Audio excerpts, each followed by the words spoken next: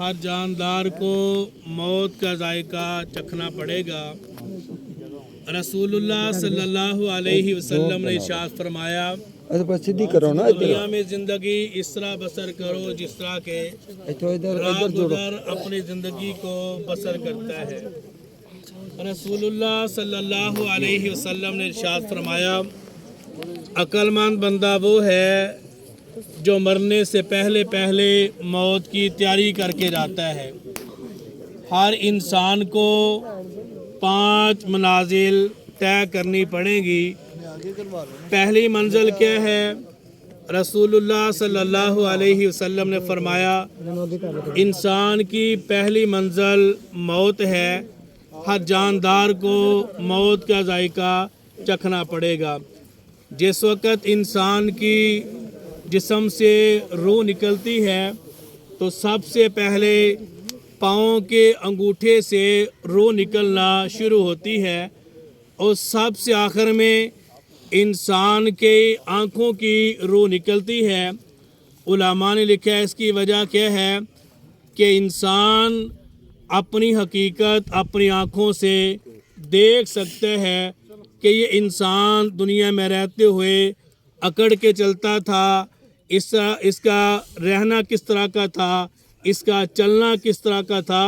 आज ये इंसान अपनी सारी हकीकत अपनी आँखों से देख सकते हैं। फरमाया दूसरी मंजिल क्या है? रसूलुल्लाह सल्लल्लाहु अलैहि वसल्लम ने फरमाया, दूसरी मंजिल इंसान के लिए कब्र में जाना है। हर इंसान जहाँ भी उसको दफन किया जाता है वो इंसान के लिए कब्र की जगह है। हज़रत उस्मान इब्न अफ़ान रज़ियल्लाहु ताला अन्हु के सामने जब कब्र का तज़किरा किया जाता था तो वो सबसे ज़्यादा रोया करते थे। किसी सहाबी ने पूछा, आपके सामने मैदान माशर का तज़किरा किया जाता है, हशर का तज़किरा किया जाता है, पुलसरात का ज़िक्र किया जाता है, जहन्नम का ज़िक्र किया जाता है, लेकिन कब्र की वजह से तज़किरे की वजह से आप क्यों ज़्यादा रोते हैं? तो वो फरमाते थे कि इंसान के लिए आखिरत की मंजिलों में से कब्र पहली मंजिल है। जो इंसान यहाँ से कामयाब हो गया वो हमेशा हमेशा के लिए कामयाब हो जाएगा।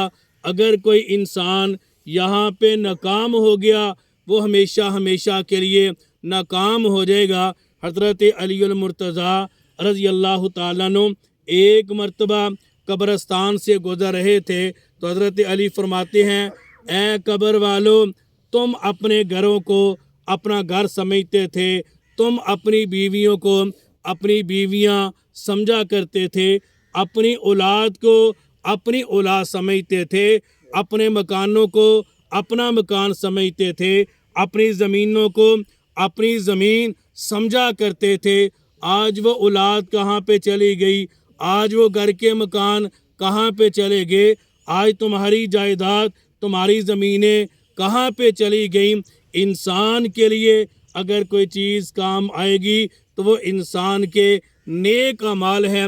मैंने भी कब्र में जाना है, आप लोगों ने भी जाना है। जिस तरह सरजी दुनिया को छोड़ के थोड़ी देर के बाद कब्र के मेहमान बनने वाले हैं। फरमाया तीसरी मंजिल क्या है? रसूलुल्लाह सल्लल्लाहु अलैहि वसल्लम ने फरमाया, वो मैदान माशर का दिन है, 50,000 साल का दिन होगा।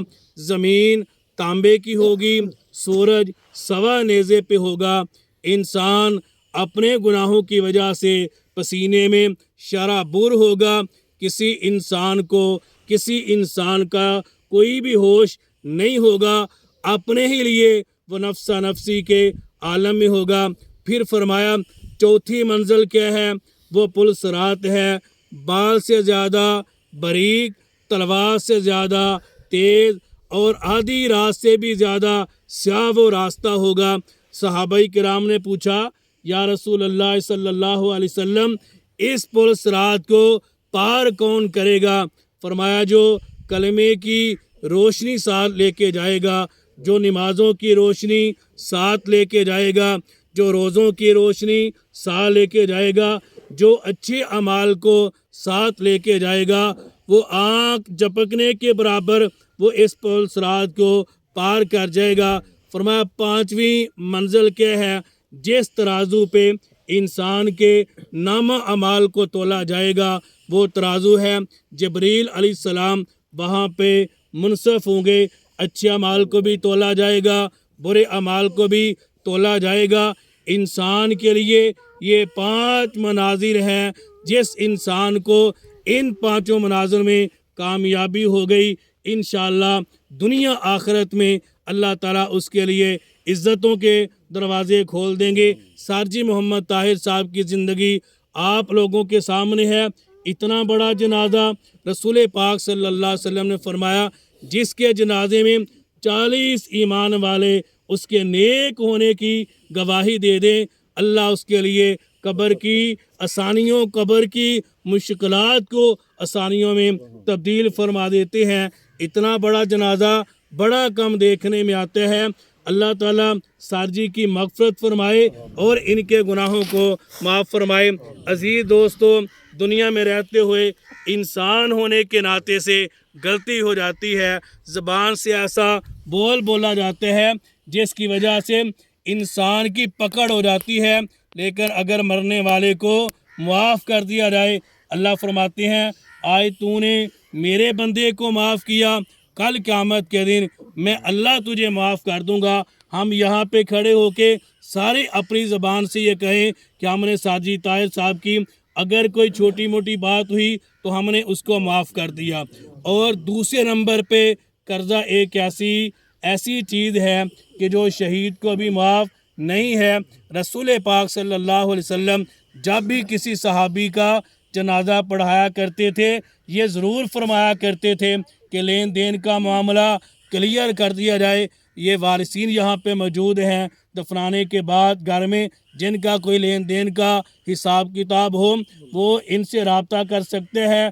लेकिन मेरे अजीज़ दोस्तों, एक बात अटल है, आज सारजी यहाँ पे जो है वो यहाँ पे उनको लेके आए हैं इस चारपाई पे, कल को हमारा नंबर भी आने वाला है, हम ज़रूर तैयारी करें।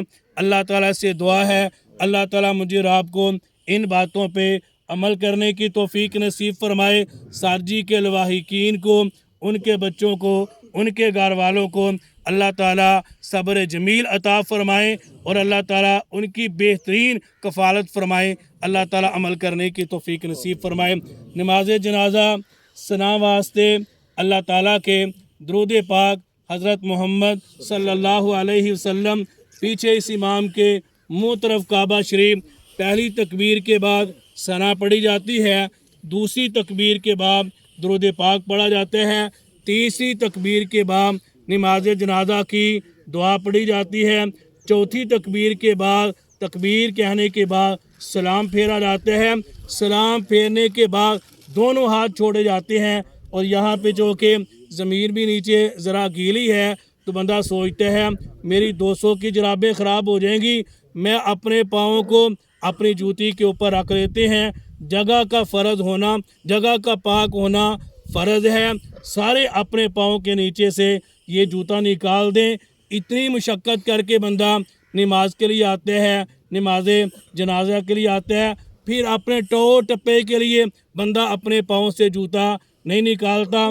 आना भी अल्लाह की रज़ा के लिए, जनाजा पढ़ना भी अल्लाह की रज़ा के लिए, और सवाब की नीयत किसके लिए? जो साजी दुनिया से गए हैं इनके लिए। अल्लाह ताला अमल करने की तौफीक नसीब फरमाए। नमाज जनाजा के बाद, दफनाने के बाद सूरह बकरा का पहला रुकू सराहने की तरफ खड़े होके और आखिरी रुकू सूरह बकरा का पाँव की तरफ खड़े होके।